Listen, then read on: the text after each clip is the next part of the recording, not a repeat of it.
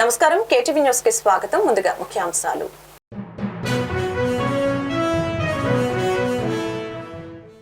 ఏపీలో ఈ నెల 8న ప్రధాని మోదీ రోడ్ షోలో భద్రతా వైఫల్యం. ప్రధాని రోడ్ షోలో డ్రోన్లు ఎగరటంపై వివాదం. విచారణ జరిపి బాధ్యులపై కఠిన చర్యలు తీసుకోవాలని కేంద్ర హోంశాఖ ఏపీ డీజీపీకి ఆదేశం.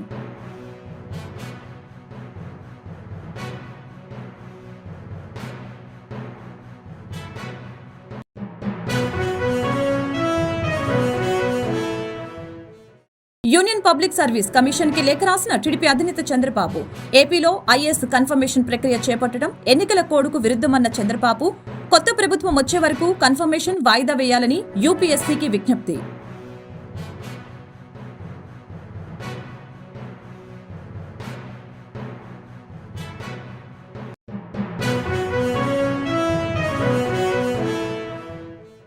ఏపీ వ్యాప్తంగా ఆరోగ్యశ్రీ సేవలు కొనసాగుతున్నాయని ఆరోగ్యశ్రీ సీఈఓ లక్ష్మీషా స్పష్టీకరణ. ఎక్కడ ఆరోగ్యశ్రీ సేవలకు అంతరాయం లేకుండా ప్రభుత్వం చర్యలు చేపట్టిందని వెల్లడి.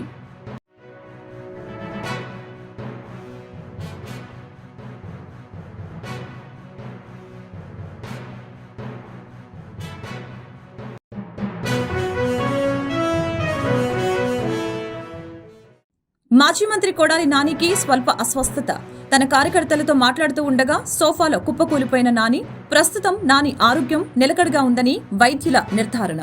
ఈ నెల 8వ తేదీన విజయవాడలో ప్రధాని నరేంద్ర మోదీ, ఎన్డీఏ భాగస్వాములు చంద్రబాబు, పవన్ కళ్యాణ్లతో కలిసి రోడ్ షోలో పాల్గొన్న సంగతి తెలిసిందే. అయితే ప్రధాని రోడ్ షోలో డ్రోన్లు ఎగరటం కలకలం రేపింది. దీన్ని కేంద్ర హోంశాఖ తీవ్రంగా పరిగణిస్తోంది. ఇది ఖచ్చితంగా భద్రత వైఫల్యమేనని వెంటనే విచారణ జరిపి బాధ్యులపై కఠిన చర్యలు తీసుకోవాలని ఆదేశించింది. ఈ మేరకు కేంద్ర హోంశాఖ ఏపీ డీజీపీకి లేఖ పంపింది. ప్రధాని రోడ్ షో ప్రారంభానికి 45 నిమిషాల ముందు రోడ్ షో ముగింపు సమయంలో డ్రోన్లు ఎగరవేశారంటూ తన లేఖలో ఆరోపించింది. ప్రధాని రోడ్ షో చేపట్టిన బందర్ రోడ్డు ప్రాంతాన్ని ఎస్పీజీ ముందుగానే నో ఫ్లై జోన్ గా ప్రకటించింది. ఎస్పీజీ మార్గదర్శకాలు ఇచ్చినప్పటికీ మోదీ రోడ్ షోలో డ్రోన్లు కనిపించాయి. రోడ్ షో ప్రారంభానికి 45 నిమిషాల ముందు ఓ డ్రోన్ ను గుర్తించిన ఎస్పీజీ సిబ్బంది దాన్ని నిర్వీర్యం చేశారు. యూపీఏసీకి టీడీపీ అధినేత చంద్రబాబు లేఖ రాశారు. ఏపీలో ఐఏఎస్ కన్ఫర్మేషన్ ప్రక్రియ చేపట్టడం ఎన్నికల కోడ్కు విరుద్ధమని చంద్రబాబు వ్యాఖ్యానించారు. సీఎంఓలో ఉన్నవారికి పదోన్నతులు పరిమితం చేశారని ఆరోపణలు చేశారు. కొత్త ప్రభుత్వం వచ్చే వరకు కన్ఫర్మేషన్ వాయిదా వేయాలని యూపీఎస్సీకి విజ్ఞప్తి చేశారు. టీడీపీ అధినేత Chandrababu union public service commission యూపీఎస్సీకి లేఖ రాశారు. ఐఏఎస్ కన్ఫర్మేషన్ ప్రక్రియను వాయిదా వేయాలని కోరారు. ఇప్పుడు కన్ఫర్మేషన్ ప్రక్రియ చేపట్టడం ఎన్నికల నియమావళికి విరుద్ధమని స్పష్టం చేశారు. ఎన్నికల కోడ్ ఇంకా ముగియనందువలన ఇప్పుడు కన్ఫర్మేషన్ ప్రక్రియ సరికాదని చంద్రబాబు తన లేఖలో పేర్కొన్నారు. సీఎంఓలో ఉన్నవారికి పదోన్నతులు పరిమితం చేశారని ఆరోపించారు. కన్ఫర్మేషన్ జాబితా తయారీలో పారదర్శకత లేదని విమర్శించారు. ఐఏఎస్ కన్ఫర్మేషన్ జాబితాను పునఃపరిశీలించాలని చంద్రబాబు యూపీఎస్సీకి విజ్ఞప్తి చేశారు. కొత్త ప్రభుత్వం వచ్చే వరకు కన్ఫర్మేషన్ ప్రక్రియను వాయిదా వేయాలని కోరారు. ఏపీ వ్యాప్తంగా ఆరోగ్యశ్రీ సేవలు కొనసాగుతున్నాయి. ఆరోగ్యశ్రీ సేవలకు అంతరాయం లేకుండా ప్రభుత్వ చర్యలు చేపట్టింది. ఎక్కడ ఆరోగ్యశ్రీ సేవలకు అంతరాయం లేదని ఆరోగ్యశ్రీ సీఈఓ లక్ష్మీషా స్పష్టం చేశారు. ఆరోగ్యశ్రీ 2 రోజుల క్రితం నెట్వర్క్ ఆసుపత్రులకి 200 కోట్ల బకాయిలు విడుదల చేసింది. మిగిలిన బకాయిల విడుదలపై ఇప్పటికే సీఎస్ జవహర్ రెడ్డి, వైద్యశాఖ special CS Krishnababu Aarogyasri CEO లక్ష్మీషాతో సమీక్ష నిర్వహించారు. ఇప్పటికే 2023-24 ఆర్థిక సంవత్సరంలో నెట్వర్క్ ఆసుపత్రులకు ప్రభుత్వం 3,566 కోట్లు చెల్లించింది. 2024-25 ఆర్థిక సంవత్సరంలో నెట్వర్క్ ఆసుపత్రులకు తొలి 2 నెలల్లో 366 కోట్ల చెల్లింపులు చేసింది. ఇక ఏడాది కాలంలో రోజుకి సరాసరికి 5,349 మందికి ఆరోగ్యశ్రీలో చికిత్సలు జరిగాయి. మొన్న మే 22 బుధవారం 6,718 మందికి, నిన్న మే 23 గురువారం 7,118 మందికి ఆరోగ్యశ్రీలో చికిత్సలు అందాయి. ఈ విషయాన్ని ఆరోగ్యశ్రీ సీఈఓ లక్ష్మీషా తెలిపారు. ఆరోగ్యశ్రీ సేవలకు అంతరాయం కలిగించవద్దన్న పిలుపుకి నెట్వర్క్ ఆసుపత్రులు సహకరిస్తున్నాయని ఆయన వెల్లడించారు. పొరుగు రాష్ట్రాలలోనూ ఆరోగ్యశ్రీ సేవలు కొనసాగుతున్నాయని, ఎక్కడ ఆరోగ్యశ్రీ సేవలకు అంతరాయం లేదని లక్ష్మీషా తెలిపారు. గుడివాడ ఎమ్మెల్యే కొడాలి శ్రీ వెంకటేశ్వరరావు నాని గురువారం స్వల్ప అస్వస్థతకు గురయ్యారు. పట్టణంలోని రాజేంద్ర నగర్లోని తన స్వగృహంలో ఆయన నందివాడ మండల పార్టీ నేతలతో సమావేశమయ్యారు. వారితో మాట్లాడుతూ ఉండగా ఉన్నట్టుండి సోఫాలో ఒరిగిపోయారు. అయితే నానికి జ్వరం రావడంతో నీరసించి అలా జరిగి ఉండవచ్చని వైద్యులు చెప్పినట్లు తెలుస్తోంది. ప్రస్తుతం తాను పూర్తి ఆరోగ్యంతోనే ఉన్నానని నాని ఓ వీడియో విడుదల చేశారు. 130 స్థానాలతో టీడీపీ విజయం ఖాయమని చంద్రబాబు సీఎంగా ప్రమాణ స్వీకారం చేస్తారని టీడీపీ నేత బుద్దా వెంకన్న జోస్యం చెప్పారు. ఇటీవల జరిగిన పోలింగ్ లో కూటమికే ప్రజలు పట్టం కట్టారని భరోసా వ్యక్తం చేశారు. నారా లోకేష్ ను టీడీపీ అధ్యక్షునిగా ప్రకటించాలని చంద్రబాబు కోరారు. 2019 వరకు టీడీపీని చంద్రబాబు ఒక్కరే నడిపించారని, ఆ తర్వాత చంద్రబాబుతో పాటు లోకేష్, భువనేశ్వరి, బ్రాహ్మిణి 4 దిక్కులుగా పార్టీ కోసం పనిచేశారని, 5 ఏళ్లు టీడీపీ కోసం చంద్రబాబు కుటుంబం మొత్తం నిలబడిందని బుద్దా వెంకన్న వివరించారు. శుక్రవారం తన కార్యాలయంలో నిర్వహించిన మీడియా సమావేశంలో ఆయన మాట్లాడారు. గత ఎన్నికలలో 23 సీట్లు టీడీపీకి వస్తే పార్టీ పని అయిపోయిందని, పదవులు అనుభవించిన వారే వెటకారం చేశారని ఎద్దేవా చేశారు. ఎన్నికల్లో ప్రజలు చంద్రబాబుకే మద్దతిచ్చారని, చంద్రబాబు సీఎంగా ప్రమాణ స్వీకారం చేసే ముహూర్తం కూడా ఖరారు అవుతుందని తెలిపారు. చంద్రబాబు తన ఆత్మకథను తప్పకుండా రాస్తారని, అందులో బుద్దా వెంకన్న అనే వ్యక్తి కోసం తప్పకుండా ఒక పేజీ ఉంటుందని చెప్పారు. ఓటమికి 100% 130 స్థానాల పైనే వస్తున్నాయి. చంద్రబాబు నాయుడు గారు అమరావతిలో ప్రమాణ స్వీకారం చేస్తారు. అయితే డేట్ అంటారా, వాళ్ళ ఫ్యామిలీ భువనేశ్వరి గారు సిద్ధాంతులకు చూపించి భువనేశ్వరి గారు డేటు ఫిక్స్ చేస్తారు.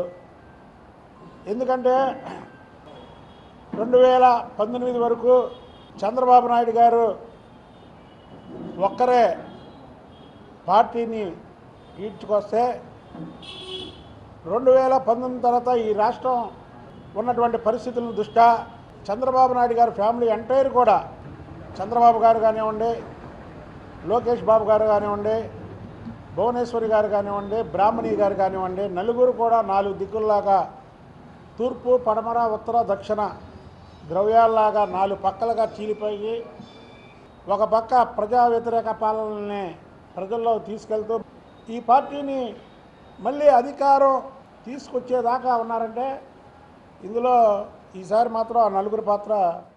చంద్రబాబు రాముడైతే ఆంజనేయుడిగా నేను విధేయుడిగా ఉంటానని, నా దేవుడి కోసం నా రక్తంతో కాళ్ళు కడుగుతా, ప్రపంచంలోని ఇలా ఎవరు చేసి ఉండరని, తన పాదయాత్ర ద్వారా లక్షలాది మంది అభిమానం సంపాదించుకున్న నారా లోకేష్ ను రాష్ట్ర అధ్యక్షునిగా నియమించాలని డిమాండ్ చేస్తున్నట్లు తెలియజేశారు.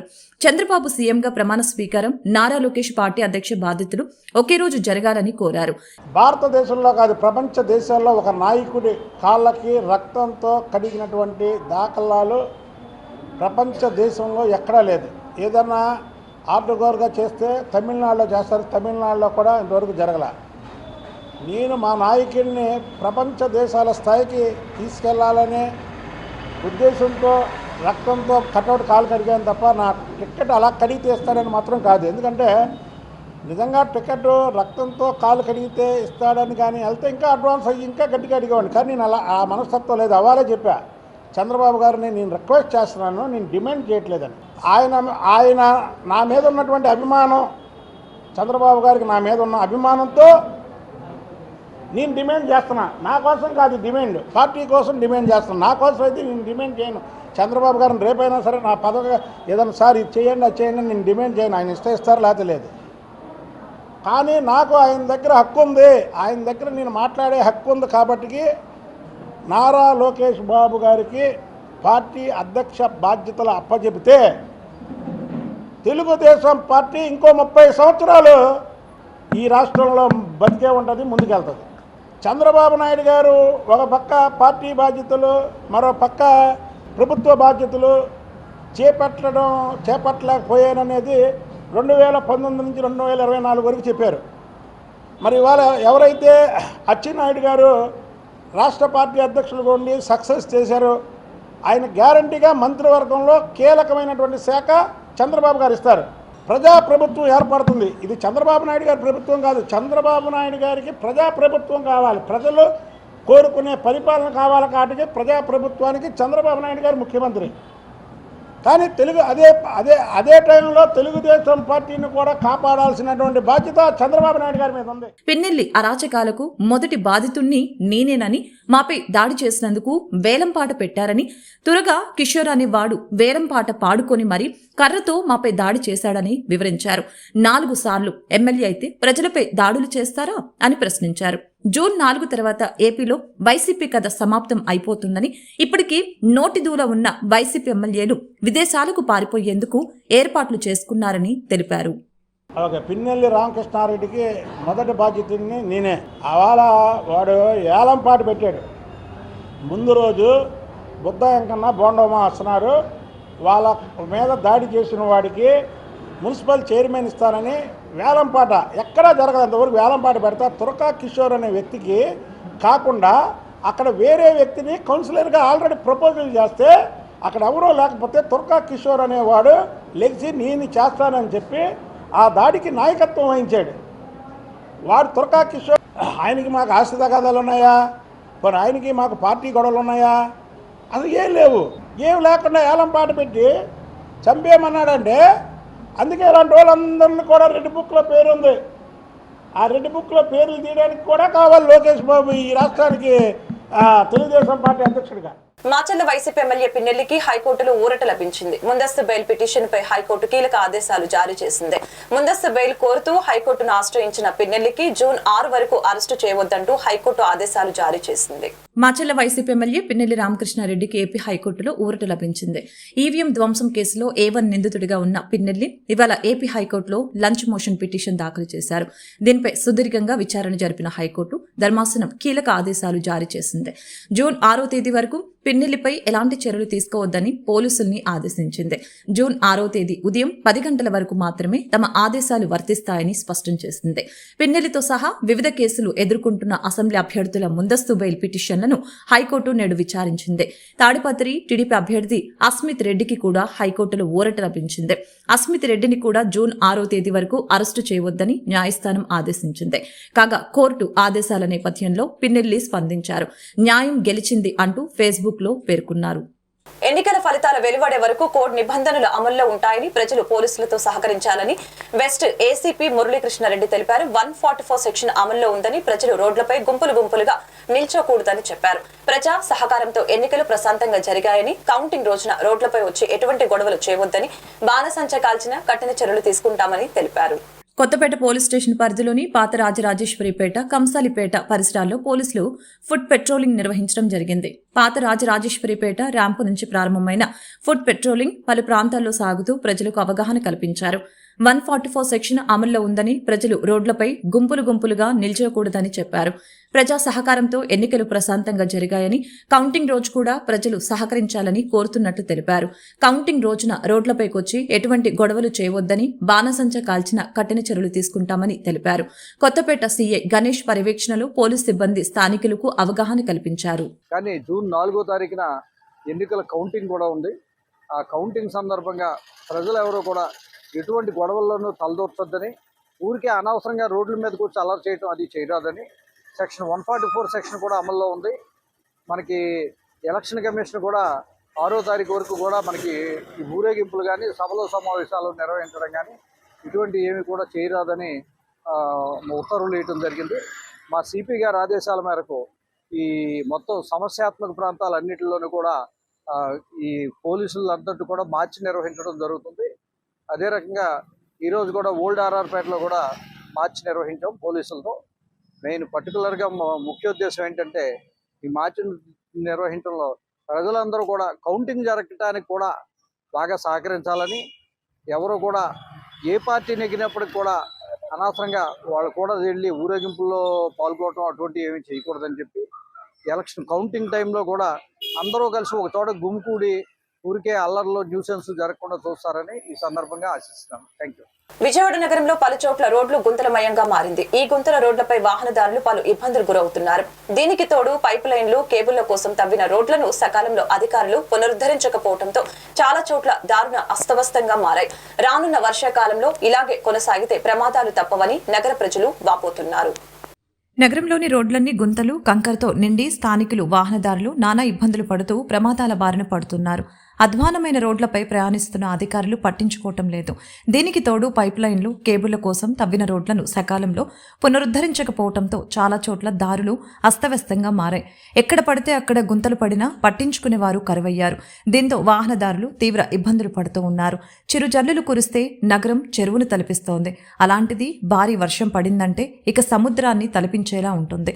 చిన్నపాటి వర్షం పడితే ఆ గోతుల్లో నీరు చేరి చెరువు నిండుతోంది.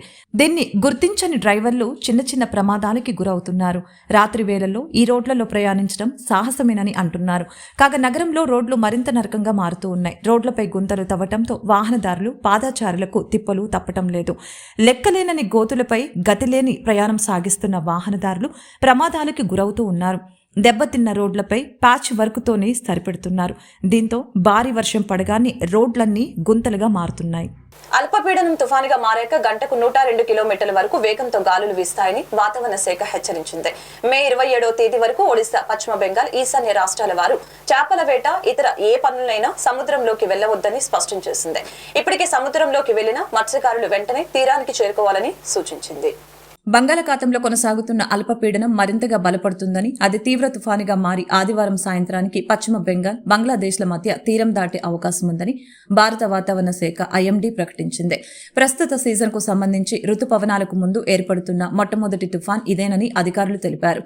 హిందూ మహాసముద్రంలో ఏర్పడే తుఫానులకు పెట్టే పేర్ల క్రమంలో ప్రస్తుతం ఉన్న పేరు రెమల్. దీనిని ఈ తుఫానుకు పెట్టనున్నట్లు వెల్లడించారు. బంగాళాఖాతంలో అల్పపీడన పరిస్థితులపై ఐఎండీ శాస్త్రవేత్త మోనికా శర్మ మాట్లాడారు. మధ్య బంగాళాఖాతంలో కొనసాగుతున్న అల్పపీడనం శుక్రవారం ఉదయానికల్లా వాయుగుండంగా మారుతుంది. ఆ తర్వాత మరింత బలపడి శనివారం ఉదయానికల్లా తుఫానుగా, ఆ తర్వాత తీవ్ర తుఫానుగా మారుతుంది. ఆదివారం సాయంత్రానికల్లా పశ్చిమ బెంగాల్, బంగ్లాదేశ్ల మధ్య తీరం దాటే అవకాశం ఉందని ఆమె వెల్లడించింది. జనసేన కావలి నియోజకవర్గం నేతగా పార్టీ బలోపేతానికి చేస్తున్న కృషిని చూసి ఓర్వలేని కొందరు తమ పార్టీలోని వ్యక్తులే జనసేన కావలి నియోజకవర్గం ఇన్ఛార్జి అలహరి సుధాకర్ పై దుర్మార్గపు వ్యాఖ్యలకు, ఆరోపణలకు పాల్పడటం హేయమైన చర్య అని కావలి నియోజకవర్గం బోగోలు మండలం జువ్వలిదిన్నె గ్రామ జనసేన అధ్యక్షులు శివ మండిపడ్డారు. శుక్రవారం ఆయన మీడియాతో మాట్లాడారు. జనసేన నేతలు అన్న పేరుతో కొందరు నాయకులు ఎవరో పోసిన టానిక్ తాగి విలేకరుల సమావేశం నిర్వహించి అలహరి సుధాకర్ పై చేసిన వ్యాఖ్యలను ఖండిస్తున్నట్లు తెలిపారు. జనసేన పార్టీలో అలహరి సుధాకర్ గారు దాదాపు 5 సంవత్సరాలకు ఎంతో కష్టపడి కార్యకర్తల్ని తన భుజాలపై మోస్తూ ఈ 5 సంవత్సరాలు నడిపించడం జరిగింది.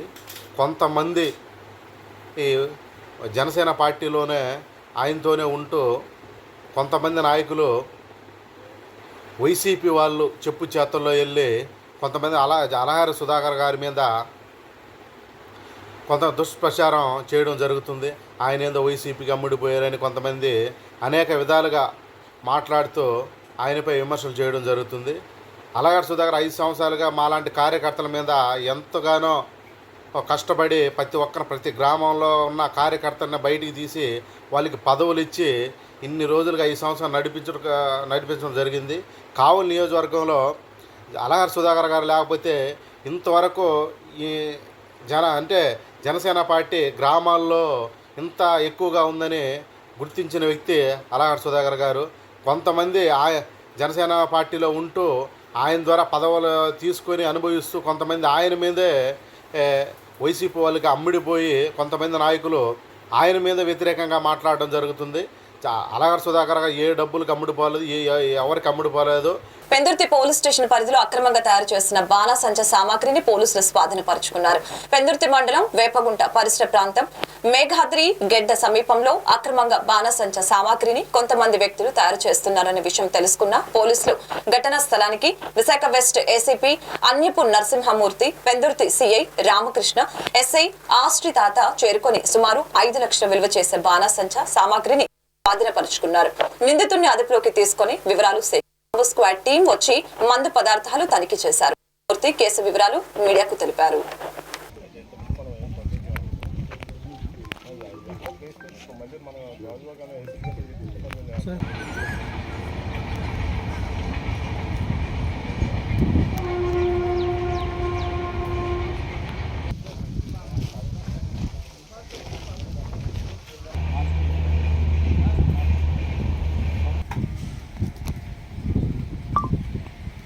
ఎన్నికల కౌంటింగ్ సమీపిస్తున్న సందర్భంగా ఎటువంటి అవాంఛనీయ సంఘటనలు చోటు చేసుకోకుండా అనకాపల్లి జిల్లా పోలీసు అధికారులు, సిబ్బంది సమయస్ఫూర్తిగా వ్యవహరిస్తూ ముందస్తు జాగ్రత్త నేపథ్యంలో 4 రోడ్ల జంక్షన్ వద్ద ఆపరేషన్ మాక్ డ్రిల్ నిర్వహించారు. శాంతి భద్రతల్ని పరిరక్షించడమే ధ్యేయంగా అనకాపల్లి జిల్లా ఎస్పీ కేవీ మురళీకృష్ణ ఆదేశాలతో ఎస్పీ సమక్షంలో డీఎస్పీ పి నాగేశ్వరరావు ఆధ్వర్యంలో armed reserve, law and order police సిబ్బందితో ఈ కార్యక్రమం నిర్వహించి ప్రజలకు ధైర్యాన్ని కల్పించారు. ఏవైనా అవాంఛనీయ సంఘటనలు పోలీసుల దృష్టికి వచ్చినప్పుడు 144 సెక్షన్ సెక్షన్ అమల్లో ఉన్న సందర్భంలో ప్రజల శాంతి భద్రతల దృష్ట్యా పోలీసులు ఏ విధంగా స్పందించాలి, అక్రమ జన సమూహాలను ఏ విధంగా చెదరగొట్టాలి, పరిస్థితి అదుపులోకి రాని ఎడల ఫైరింగ్ చేయటం వంటివి ఈ మాక్ డ్రిల్ లో ప్రదర్శించారు.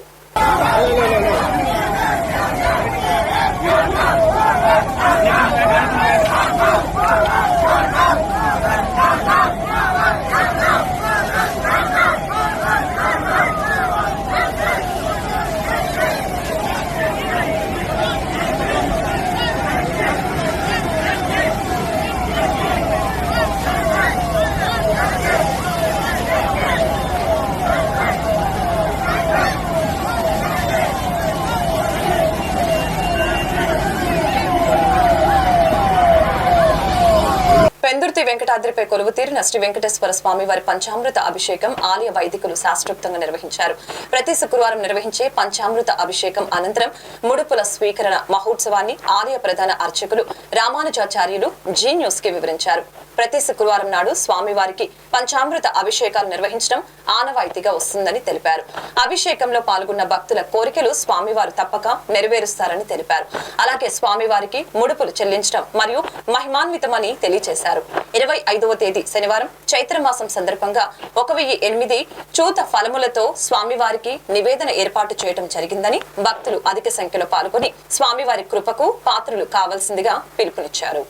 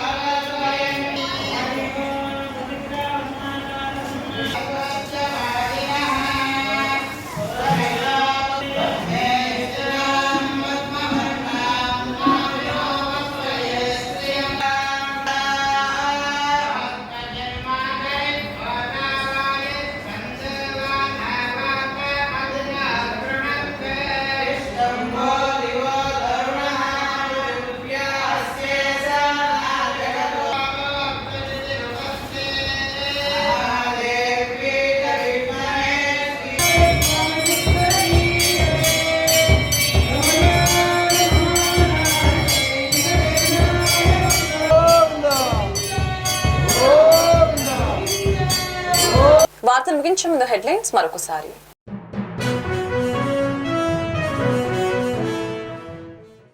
ఏపీలో ఈ నెల 8న ప్రధాని మోదీ రోడ్ షోలో భద్రతా వైఫల్యం. ప్రధాని రోడ్ షోలో డ్రోన్లు ఎగరటంపై వివాదం. విచారణ జరిపి బాధ్యులపై కఠిన చర్యలు తీసుకోవాలని కేంద్ర హోంశాఖ ఏపీ డీజీపీకి ఆదేశం.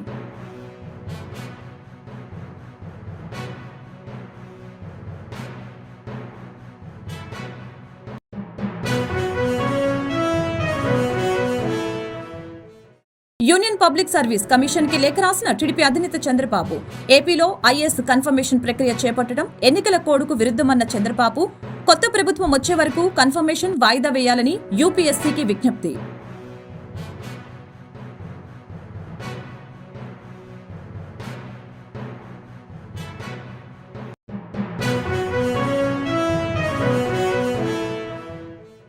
ఏపీ వ్యాప్తంగా ఆరోగ్యశ్రీ సేవలు కొనసాగుతున్నాయని ఆరోగ్యశ్రీ సీఈఓ లక్ష్మీషా స్పష్టీకరణ.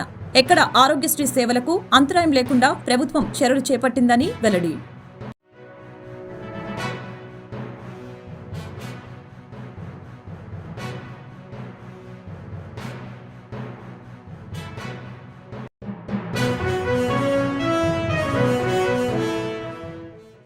మాజీ మంత్రి కొడాలి నానికి స్వల్ప అస్వస్థత.